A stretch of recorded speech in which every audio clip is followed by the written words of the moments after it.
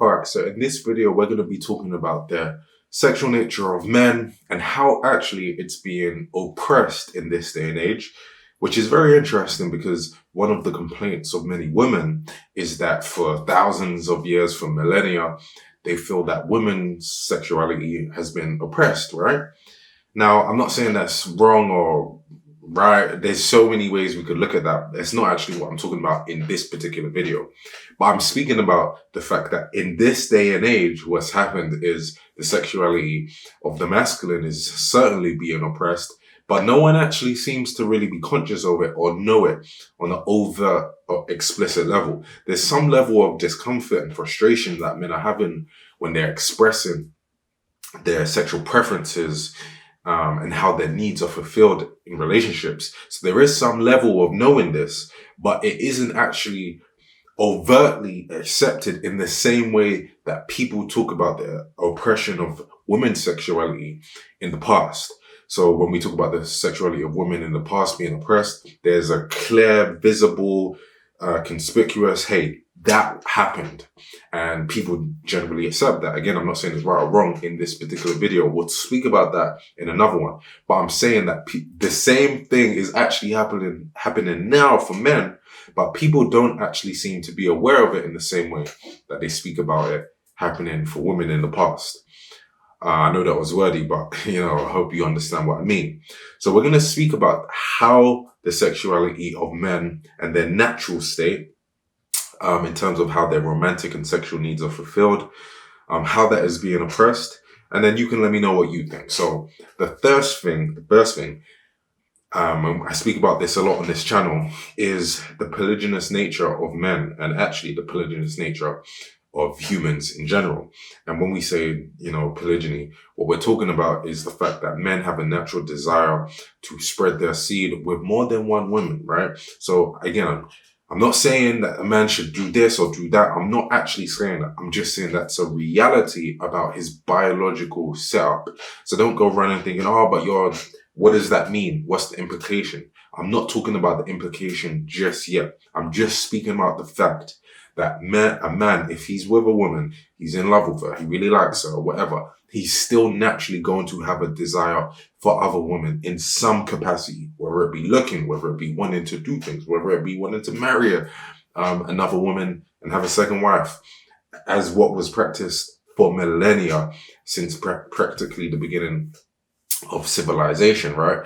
So the polygynous nature of men is being oppressed and being shunned and stigmatized, and it doesn't actually do anything because it's never going to stop it. Just because you say something shouldn't happen doesn't necessarily mean it's not going to happen. It's just going to happen underneath the surface. This is a bad thing for women because it means that they're being lied to and deceived, because men don't actually know their true nature. So they're being told, hey, you're supposed to be one way, but then underneath the surface, to satisfy the biological imperative, they're satisfying it through cheating, deceptive behaviors, a mistress here, random business trips over here, and so on, which means everyone is losing out. Children are losing out because it threatens to break homes. Women are losing out because they're being lied to and they don't actually know what the nature of a man is. Men are losing out because they can't live in their nature and they're not being fulfilled. So that's the first thing.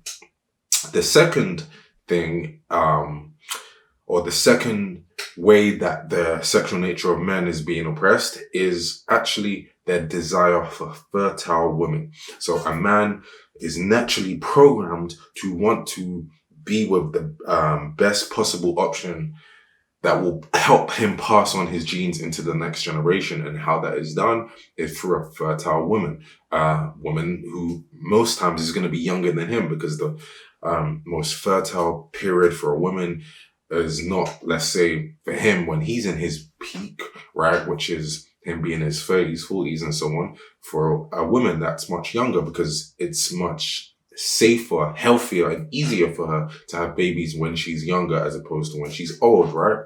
But as we see, that's being stigmatized and that's being shunned and discouraged. I'm not saying, again, I'm not saying implications. I'm not saying should a man do this or should a man do that. I'm just saying that a reality about a man's desire is that he's going to subconsciously, without his control, because it's programmed by God, by the divine, by nature. He's programmed to have that desire. So it makes sense that he's going to find a younger, fertile woman as very desirable, as attractive. But he's being told, hey, if you're, let's say, in your 30s, but you like a girl in her 20s, you should actually feel bad about that because that's bad or immoral, or whatever people are saying these days. It's being stigmatized. So actually, his sexual nature again is being oppressed. And then we come on to the next one, right? A man has a desire for a submissive woman. Again, this is also being discouraged. So what might happen is that he's being told the robotic reply of, oh, you just want a woman that's a robot, or you just want a woman that does whatever you say. You just want a woman that blah, blah, blah, blah, blah, blah, blah, blah, blah. Whatever it is. But what it actually comes down to is that he wants a woman that is highly cooperative with him. He wants cooperation because it allows him and it empowers his masculine leadership. He wants to feel like a king in his home. He wants to feel at least like the leader. He wants to feel like his woman trusts him with a degree of control. And when she's submissive, it makes him feel like that. So it's only natural that a man will have a desire for a woman being submissive. But in the West, that is being stigmatized and is being discouraged. So they're being told things like, you shouldn't expect that, you're supposed to treat her like, I don't know, whatever it is, right? That discourages a man from seeing that as okay.